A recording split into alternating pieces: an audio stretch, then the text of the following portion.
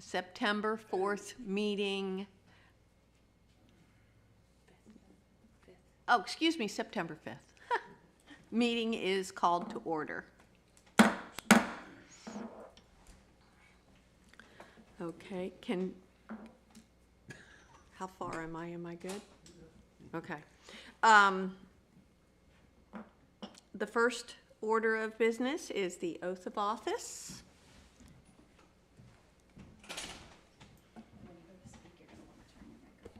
Yep, gotcha. If you would raise your right hand and place your left and repeat after me. Okey-doke. I, Charles Walker, I, Charles Walker, do solemnly swear do solemnly swear that I will support and maintain that I will support and maintain the Constitution and laws the Constitution and laws of the United States of the United States and the Constitution and laws and the Constitution and laws of North Carolina, of North Carolina, not inconsistent therewith, not inconsistent therewith, and I will faithfully discharge and I will faithfully discharge the duties of my office the duties of my office as an alternate member as an alternate member of the Planning Board of the Planning Board of the Town of North Topsail Beach. of the town of North Topsail Beach. So help me God. So help me God. Thank you very much. Thank you. Thank you. The next order of business is the adoption of the agenda. Has everyone had a chance to look over the agenda? Yes. Do I have a motion? Make for a the- motion to adopt the agenda? Second? I'll second it. Great. All those in favor? Or is there any discussion? All right, and then what? All those in favor? Aye. Aye. Thank you. The next order of business is the approval of the minutes. Has everyone had a chance to read over the minutes? Any corrections? Okay. Motion to approve the minutes from July 11th? Okay, I'll second. thank you. All those in favor? Aye. Great. That has passed. The next order of business is public comment. Do we have anyone signed up for public comment? No. Okay. So we're going to move on into new business. And that's the SUP 24-00000 La Costa Bay Commercial Pool. So, and we need Deb to handle that.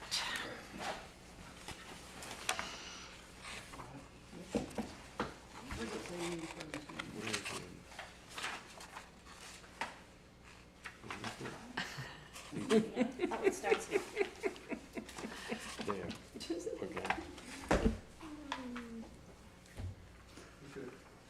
Okay, we're ready for you, Deb. All right. Okay. This is an advisory review of a quasi-judicial decision that will be heard during a public hearing by the Board of Aldermen later.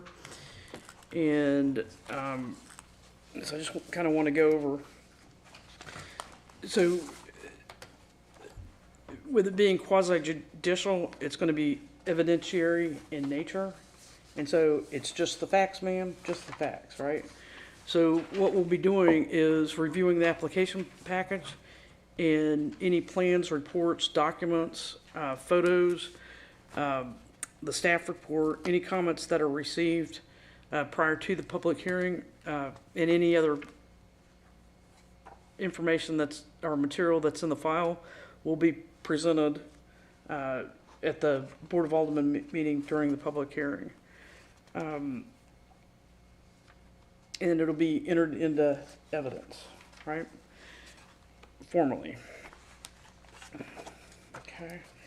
And the application is by Charles Riggs and Associates, by Mr. Charles Riggs, on behalf of his client, Capital Asset Topsail Development, Chris Playford. The address is 107 La Costa Place. And they're requesting a special use permit for the site preparation, installation, and construction of a 20 by 37 community pool for the owners of La Costa. There's a 6-foot wide concrete pool deck with a fence, pool building, and a 6-foot wide elevated slatted access to the normal high water line pursuant to UDO 2.20, special use permits, section 4.02, table 4-1 use table, and section 4.0309. I think I have those references. And the 4.0309 is outdoor swimming pools, spas, and hot tubs. And then there's also 4.0312, which is the community pool as club, lodge, swim and tennis club, country club, beach club, or retreat center. So in a special use permit in North Carolina, you have to have established conditions that the applicant needs to meet.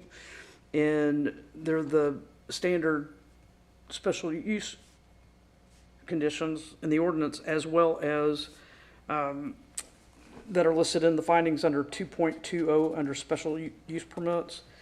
We'll need to find that they meet that criteria as well as the criteria for 4.0312. Additionally, now community pools are not addressed in the Camel Land Use Plan or the comprehensive plan. And this is just the very beginning. He's not submitted any applications for permits yet. This is merely to get the special use permit approved by the Board of Aldermen to proceed. And prior to the town receiving an application, it needs to go through Onslow County Health Department and meet the requirements for a quote-unquote public pool, or what they call a commercial pool. And sometimes that gets confusing when the health department says commercial. And from a zoning perspective, we think of commercial as business related. So that's why I think in the agenda I had put commercial, but in my staff report I had changed it to community. So with the health department, anytime that it's multifamily, they consider that a commercial pool. Okay. Hopefully that clarifies a little bit. So yesterday, the Board of Aldermen heard a rezoning application under it was a legislative decision. So when you have a legislative hearing, anyone can come up to the microphone and have their say. It should be pertinent to the rezoning, but they can have their say. When you have a public hearing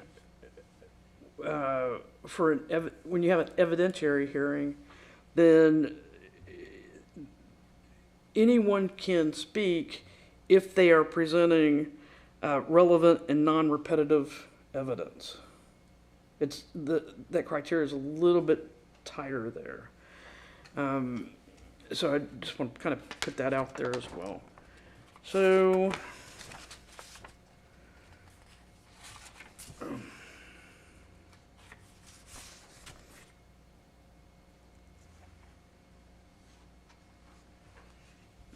that is, I'll go ahead. For the response to standards, mine are I consolidated all of mine in the staff report on page 19. That the use or development is, let me get back to one thing. So for permitted and special uses in table 4-1 table use, the club, lodge, swim and tennis club, country club, etc. is allowed as a special use permit under,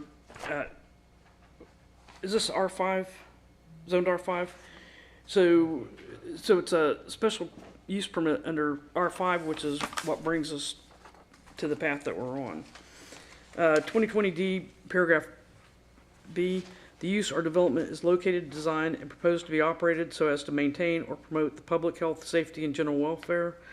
The pool must be reviewed and approved by Onslow County Health Department and meet the requirements of 15A NCAC, 18A.2509, plan review and approval. The parcel is to be owned by the HOA or some similar entity. Maintenance and responsibility should be indicated in the restrictive covenants for all Acosta homeowners.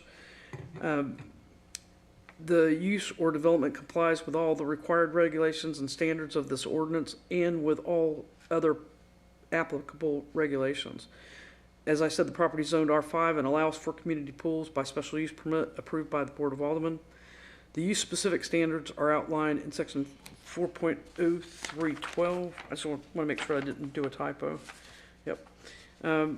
It meets the minimum area. The site will be accessible from at least one main route into and out of the development, both for maintenance as well as EMS. It does not, however, meet the minimum distance between the swimming pool and any adjacent residential properties. The pool would be located so as to comply with the minimum CAMA setback requirements and setback requirements for accessory structures for R5. And the CAMA minor permit 43-24 has already been issued. So Division of Coastal Management has already reviewed and approved the application and issued the permit. Security fencing for the pool. Outdoor swimming pools must be protected by a chain link fence or other similar material fence. A minimum of 4 feet high, equipped with self-closing and positive self-latching gate, provided with hardware for permanent locking. Permanent parking lots must meet the standards of 6.05 off-street parking and loading requirement. When you see in the site plan, the pool is right next to the houses. All they have to do is walk through the backyard, so the parking is, part of the residence.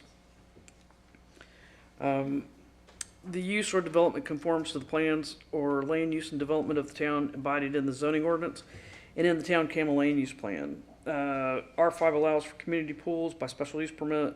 CAMA land use plan does not address community pools. And the condition that I would request that be added would be that it must be reviewed and approved prior to it getting permits. It has to be reviewed by and approved by Onslow County Health Department and meet their requirements for plan review and approval. So whether we added that as a condition or not, it's still a requirement. So, but I just want to kind of give you the lay of the land on that. So that.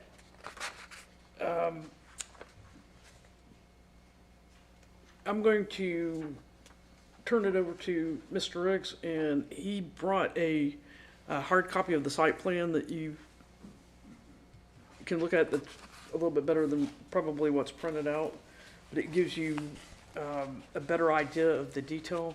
So if prior to turning it over, do any of the planning board members have any questions for me? I assume on the site plan we'll see probably an answer to my question. When I went out there yesterday to look at it, it looked like there was a dirt road continuing towards the sound. Mm-hmm. Is that going to be part of La Costa, or is that just out, not at all related to this? That is La Costa Place, and it goes out to, and that easement's been there, we were saying 30 years plus. It's been La Costa since it's been called La Costa Place, I think, since 92, somewhere in the early 90s. And it goes out to private residents and private property that's further out.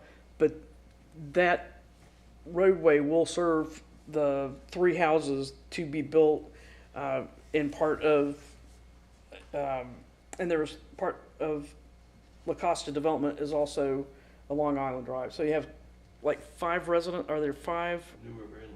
New River Inlet, I'm sorry. Along New River Inlet, and then the other 3 go out La Costa. Any other questions? So that one that's way out there, is that part of the 8? The one that road goes to that you were talking about, is that one of the 8 houses? Can you, yeah, Okay, yeah. thank you. Yeah. It'll make more sense whenever you see the great big site plan.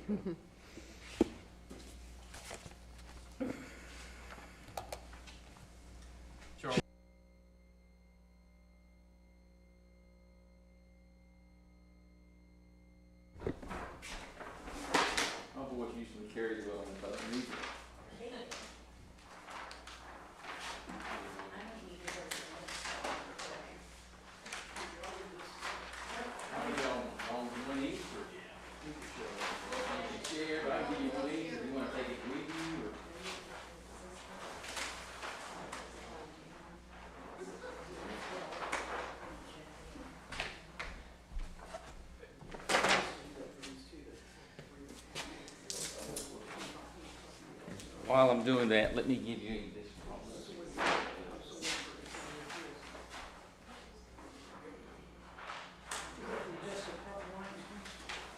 That's the actual property.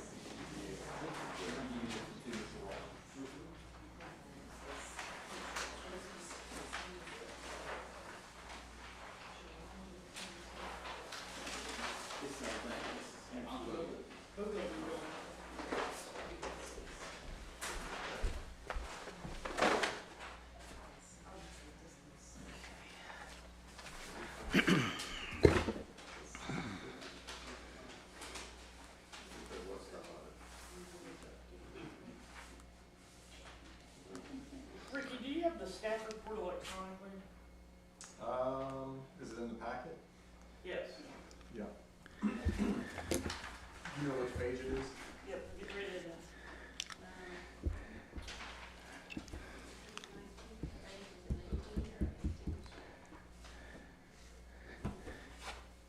Try not like page 19. Response to standards. I found it. Oh, goodness.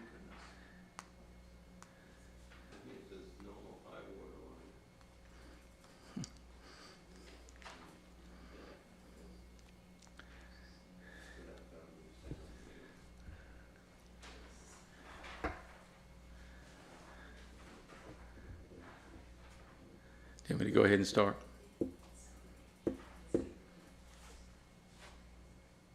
Keep going until you see the plat. It's gonna be several pages past that.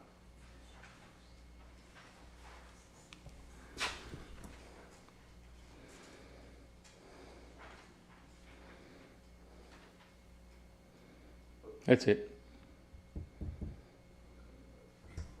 Probably not gonna be able to see it real well on there. That's good enough. Okay, if you ready for me? Okay, I've given you two plans. One plan is this one here that we have before us tonight, and it shows just the vacant lots and the pool itself. This was the plan that was used to obtain the minor camera permit from the state of North Carolina. Okay. In starting with this, let me give you some history. La Costa Bay was first recorded in 1992. There were 15 lots and then a recreational area.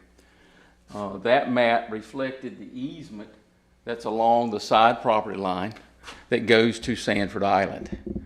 Sanford Island, if you know the history here, is actually an island that was owned by Dr. Heath. And Dr. Heath's attorney was Marshall Dotson. In fact, I think Marshall Dotson may have been the town attorney at one point here. He's actually in his mid-90s now, he and his wife. They just moved to Hampstead. But he created a golf course out there, a private little golf course. There's like 6 holes of golf. If you ever look at the Onslow County GIS, you'll see that. So that easement was placed on record 40 years ago. And then this piece of property was developed into La Costa Bay, with that being an easement to the property with 15 lots. So Mr. Chris Playford bought the property in 2022. We took the 15 lots and made 8 lots. We felt like 15 was too dense, so we went with 8 lots. With that, we expanded the recreational area, calling it a common area, and that's where we were going to place the amenity.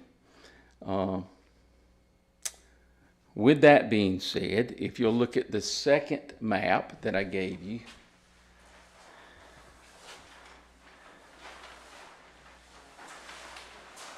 there you go. Yes, yes. With that being said, over the past year, Capital Assets has obtained building permits for the first 5 single-family dwellings that are along New River Inlet Road. They are existing. They are there. And of course, lots 1 through 4 have 2 shared driveways, and lot 5 and the proposed 6, 7, and 8 that are on La Costa Place, that roadway, that existing easement, all will share that driveway. Okay? This plan and the previous plan and the recorded plat of these lots show that easement. They show common access easements along the rear of the property to the common area for the pool. We also have off of the side easement what you call a hammerhead or a fire department turnaround between lots 7 and 8, which would be right here. Well, magic one, which would be right here. And we have that extending so that that can access the common area for emergency or maintenance. And of course, we're proposing the pool, the 6-foot concrete deck around the pool, a shelter. It's not going to be enclosed. That's just like I guess you might call that a pavilion maybe. I think we've only shown it as 12 by 12 or 11 by 11, something of that sort. There will be a elevated stand there for the pool equipment.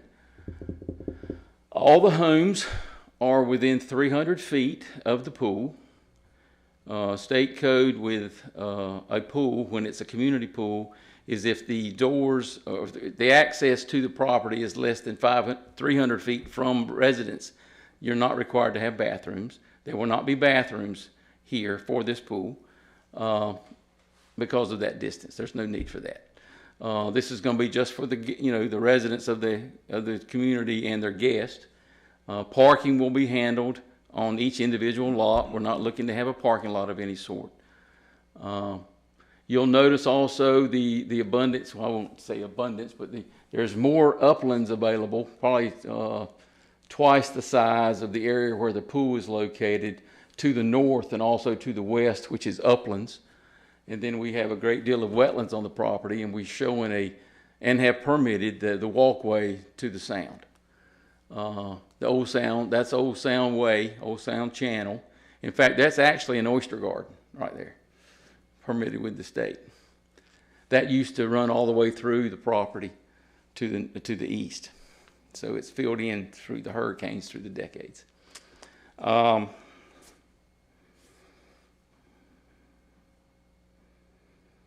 believe we meet all let me see, we meet certainly the common area size. We have certainly access to the pool from all the lots. It's going to be fenced. There will not be any parking. Pool equipment stand, hours of operation to comply. We felt it was better, the residents of this were better served having one community pool rather than 8 individuals. You know, if you put an individual pool in each lot, and each lot's approximately 57 feet wide, you know, you would have pools that would only be 20 feet apart, 10 feet from the property line on each lot, and you'd have a pool in another 20 feet. So we felt like one pool would better serve them. Less maintenance, better for the environment. Also, we are required to go through North Carolina Public Health in Raleigh to make sure the pool is proper and permitted like it should be, in addition to Onslow County Health Department. You do have a copy of the CAMA permit in your package. The one item I would like to bring up, there's an item that says that we need to be 50 feet away from the residents of other lots. Now, I take that to mean, well, I handled Surf Condos in Surf City. They have, 200-300 condominiums there and one big pool in the center. Well, that pool is, 100 feet away from all the residents, and I think that's because of the massive number of units that you have. Here we have only 8 houses. They could put a pool in their backyard, but instead we have the community. So in my opinion, the 50 foot doesn't necessarily apply to smaller, less dense projects. It would have more impact if we had individual pools, if you understand what I'm saying, with less than the 50 feet. What's the original number of dwellings? 15. So you've reduced it from 15 down to 8. That's right.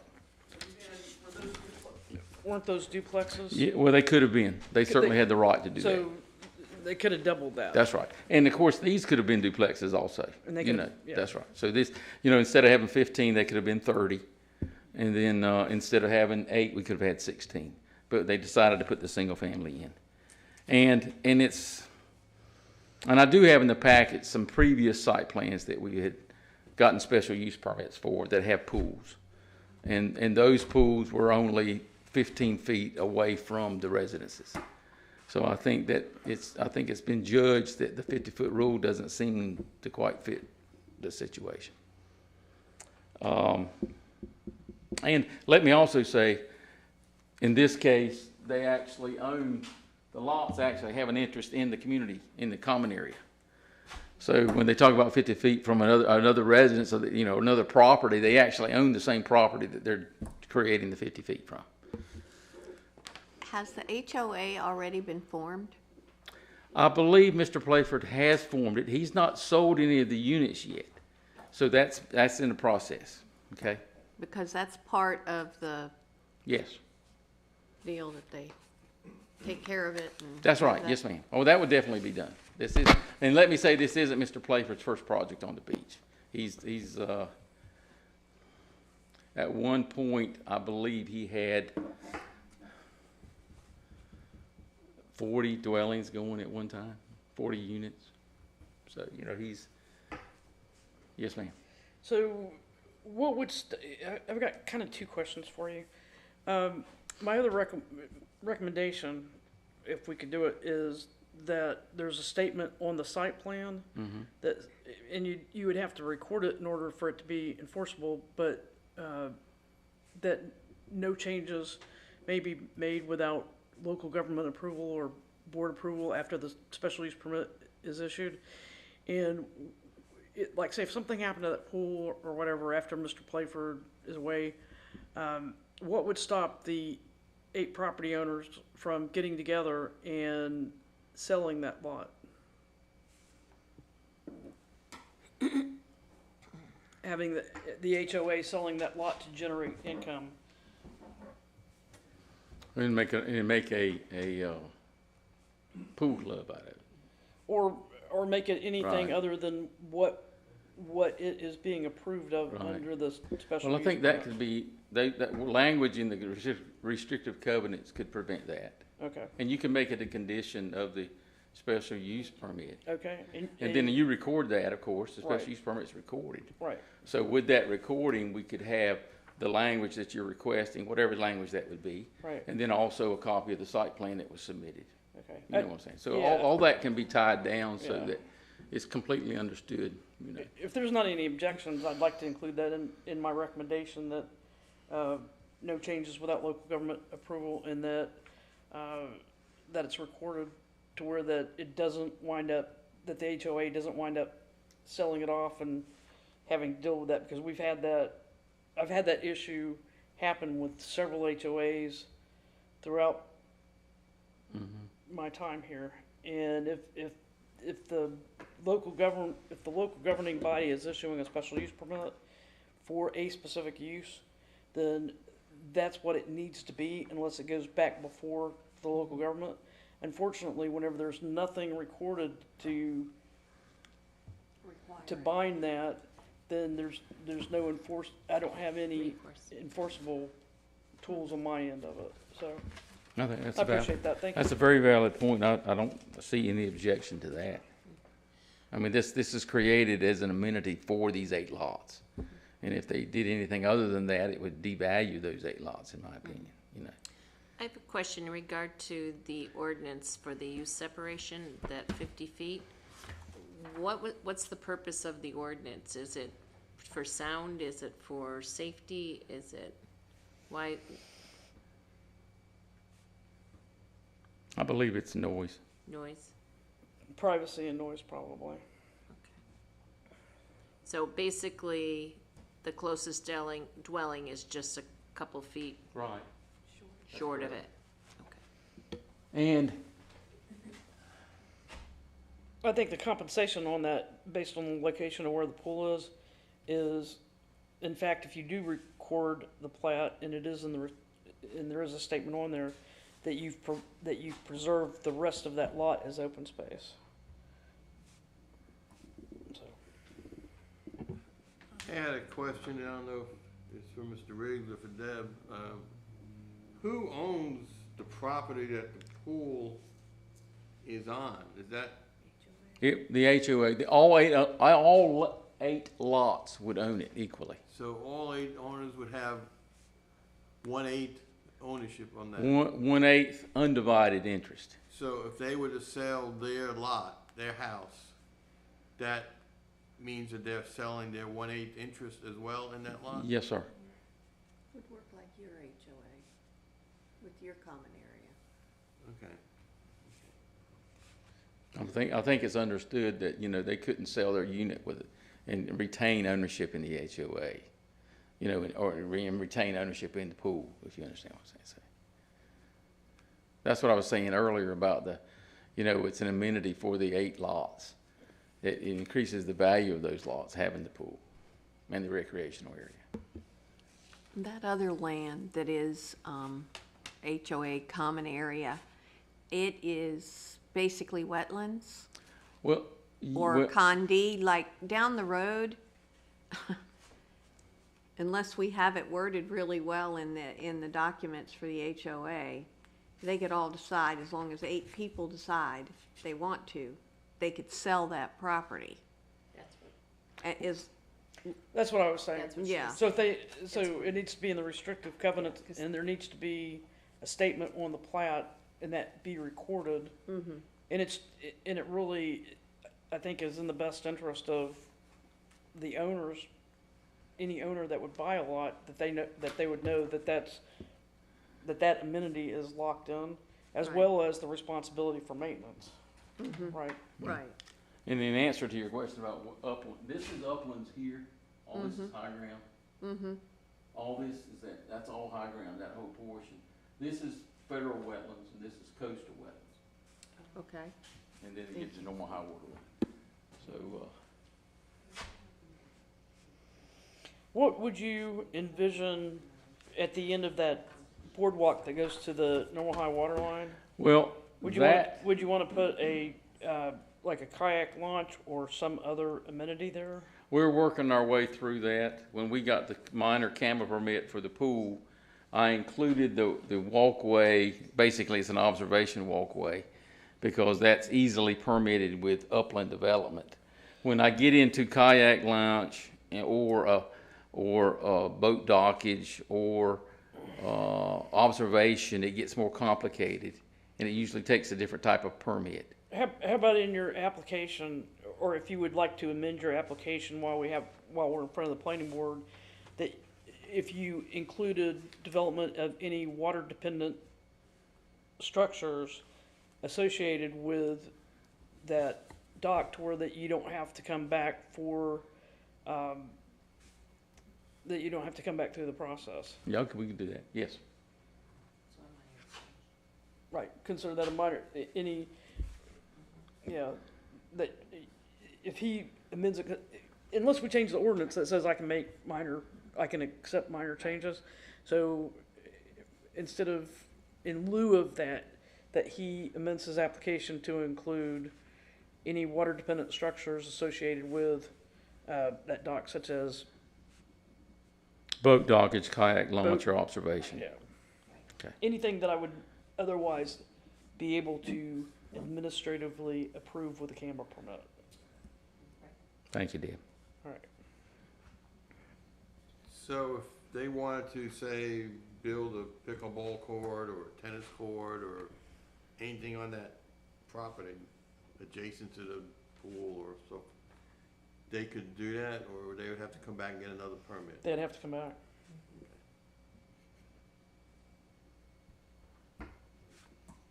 Right? That's right.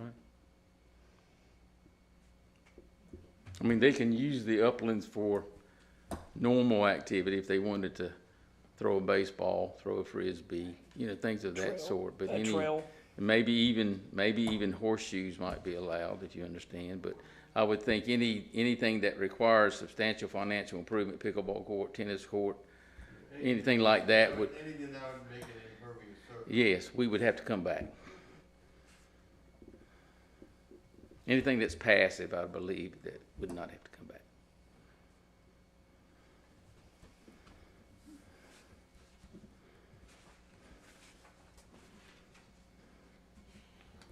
Well, with that, I didn't really have any, we have water and sewer for the dwellings, of course. I'll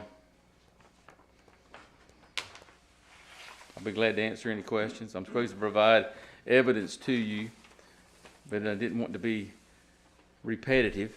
I have a habit of saying things 3 times. Wait to see it till it sinks in. So.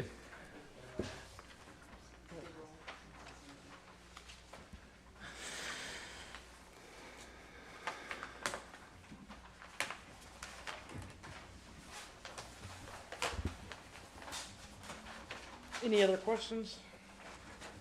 All right. Does it require a vote of any kind, or? So my recommendation is that if you make a motion, for example, if you make a motion in the affirmative, and I'll give you both of them. I'll give you both of them. I'll give you both, positive and the negative. So in the affirmative would be that they meet the finding of that he meets the finding of facts, or how do you word that? That you find that he meets the requirements under findings for special use permits and the 40312 for club, lodge, swim, tennis, with the exception of maybe the distance, but that the distance from the structures is mediated by the open space and the limited number of dwellings that it serves. And to also include you can also include the recommendation that the plat is recorded, or that there's a statement included with the plat and the special use permit that includes the statement that no changes may occur or shall occur without approval by the local governing board.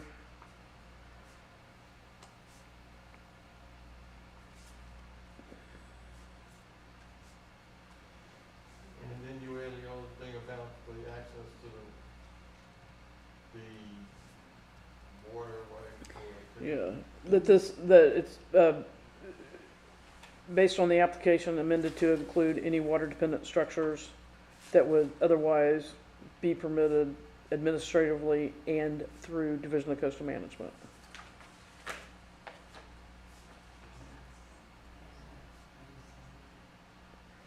Can they say, Well, what would the negative be? You were gonna give. oh, the negative, I'm sorry.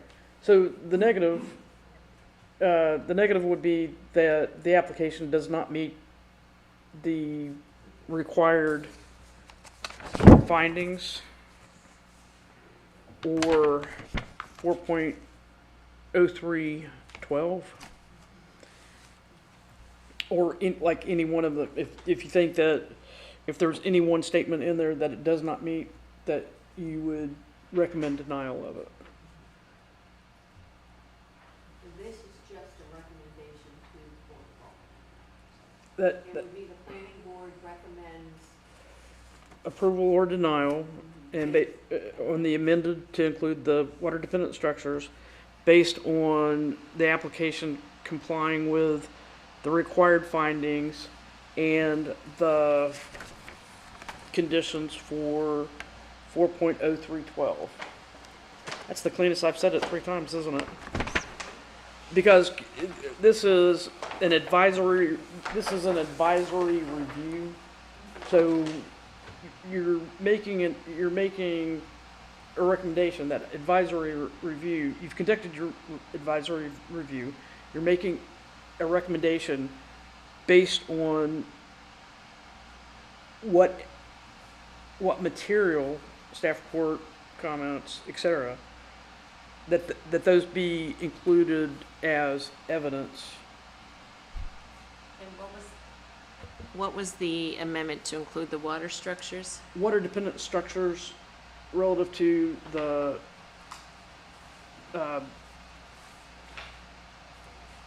is it a wooden path, walkway, wooden walkway? Proposed 6-foot elevated walkway. Proposed elevated walkway that would otherwise be permittable administratively and by Division of Coastal Management.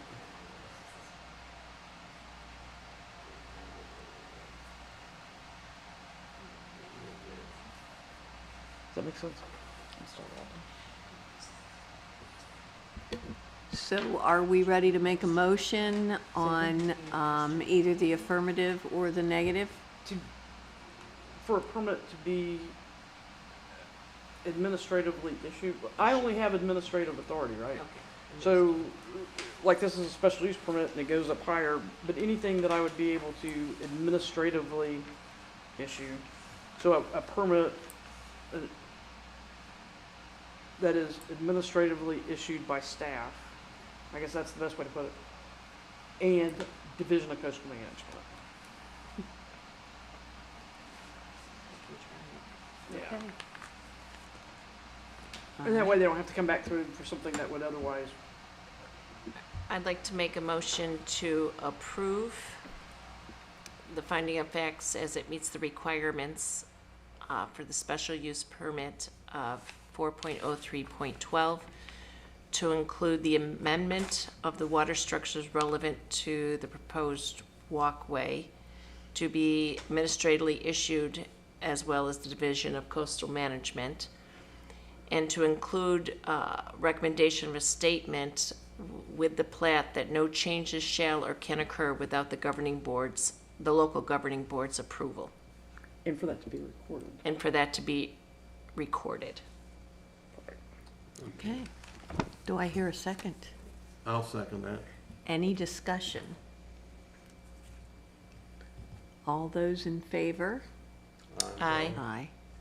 Aye. Thank you. Thank you.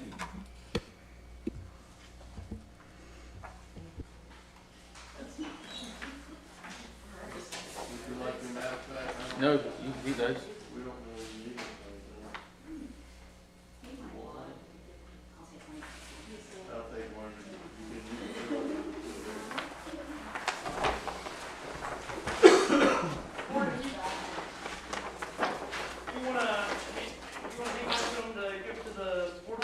I'll make some more. I've got plenty. Thank you, Dave.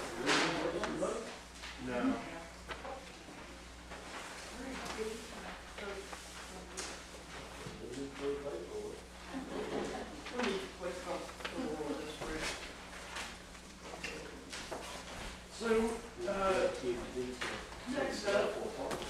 Yes, moving on, we have discussion.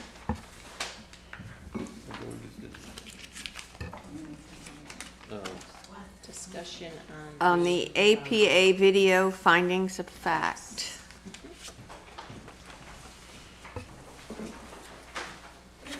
So we're going to watch this video first.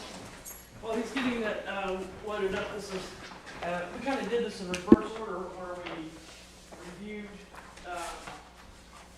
we did an advisory review in preparation of an evidentiary hearing. And so now we're going to go backwards in time and watch the APA video on the findings of fact. See if we did this properly. Yeah. Great. Thank you.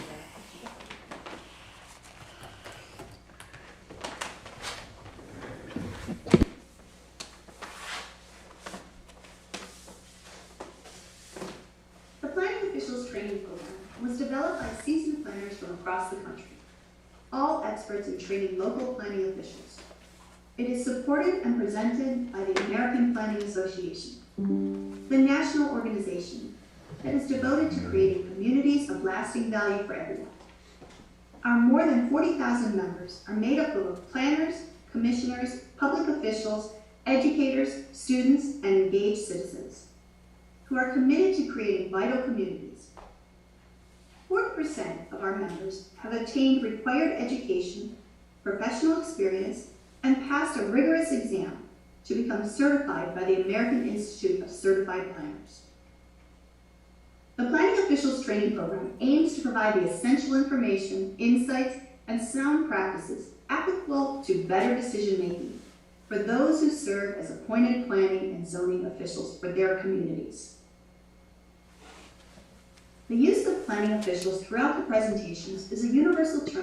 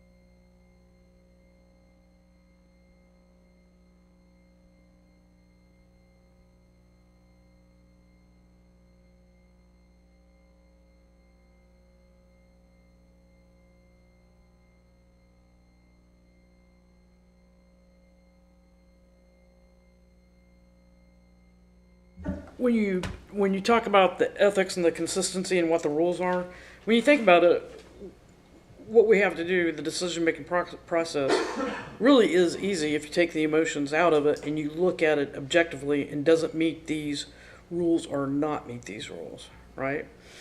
So if you're able to do that, I think it's easier to find the balance between property rights and protecting the environment and the community and public safety and all of the other things that we have a charge for, rather than to find yourself tipping on the end of the plate where you say, let's stop all development, or let's sell grandma's silverware, right? So the training that we've gone over previously comes under we're all under the essential skills. And so this is the first in line for keys to sound actions. So you're getting a little bit more advanced into the findings of fact, and then next month we'll go over equity and planning. So that should be pretty interesting as well. So if I have my notes here, I had emailed. Hopefully, y'all got it. You got a chance to read those two coastal review articles that I sent out. And so the comment that I had on the first one, where groups petition EPA to revoke NC's water permit authority, we don't have the town. Have very little control, if any, on what the state and federal government does, or the state and federal agencies do, or for that matter, really what the courts decide whenever everybody gets into a conflict, right? So the one thing that we do have control over, and that I advocate for you as the planning board and the town as a whole, is that the town has the authority to adopt higher standards, right? So when groups petition the EPA and they say, well, we want this, we don't want that, whatever, and they're limiting either the state or the federal governments, then the town, just like the Free Board, adopted in our flood ordinance, that's a higher standard than what the building code has, right?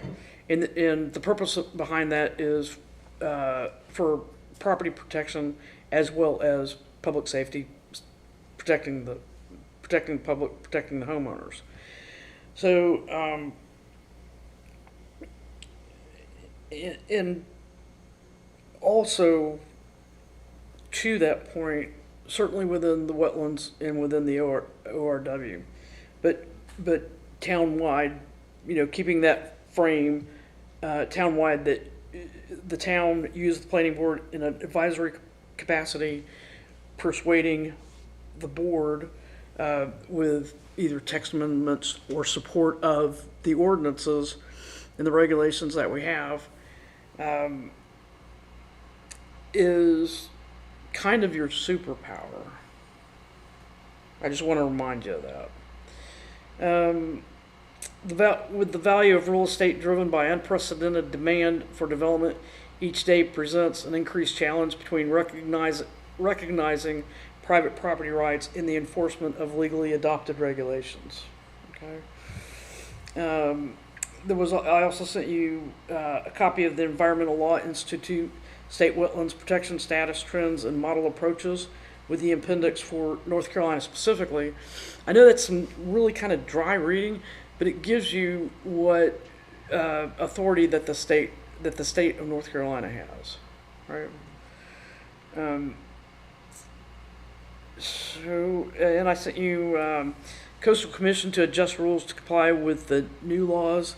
So again, everything's in flux. It's always going to be in flux as we ourselves review what ordinances, regulations that we have to deal with the changing priorities, changing conditions, right? So I had a meeting with Rogers Bay Saturday, and with their board, with the Rogers Bay Property Owners board president, vice president, one of the other members and their manager, and we discussed some of the ongoing compliance issues with Rogers Bay. They've really been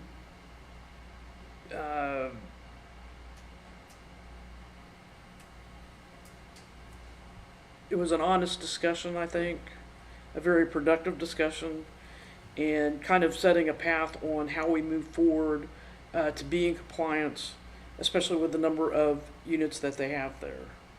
So they'll be, yeah, I'm kind of leading, all this is leading up, can't you tell? Paving that road. So there are some issues like fences that we need to address, also pergolas, and some of the challenges where things pop up and in the ordinance that says if it's not listed, then it's not permitted. And some of these situations have been ongoing.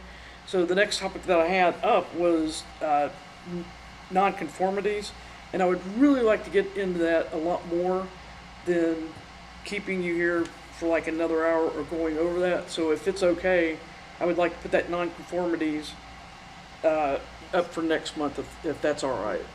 I really want to do that justice rather and have you guys some questions. So I think I sent you the PowerPoint presentation that CodeWright had done for the zoning conference. So as you go through that, think about some of the what a nonconformity is, whether a piece of land can be nonconforming, a structure can be nonconforming, a use can be nonconforming. So and you might look around and as you drive by think, is this conforming or not conforming? Come up with some of the things that may have been of interest or a burr in your saddle, and how do we address these based on that handout? And we'll, like I said, I'll stop talking now. Sorry, you get me talking, you get me on my soapbox, and I keep going. So, but we'll save that for our next meeting. And certainly, welcome to our new members. I think I stepped outside for a second. Can I ask a question? On that coastal commission new rules, are those already in play? Like, especially the one where there's no camera permit needed to fix or replace damaged or destroyed structures without regard to the percentage of framing or structural components needed to rebuild. Is that law now? From my understanding of reading the article, that there was a law passed, and so now CRC needs to amend the camera regulations To reflect that? what the state law has come out with, to be consistent with the state law. Huge for people here. Because you're talking walkways to the beach, you're talking walkways to the sound, Yeah. you're talking docks. But they still have to adhere to local ordinances and regulations. Right, you still have to get like a building permit, but you don't have to have a CAMA permit. Right. So that gets into the 'Cause- higher standards and finding that balance between,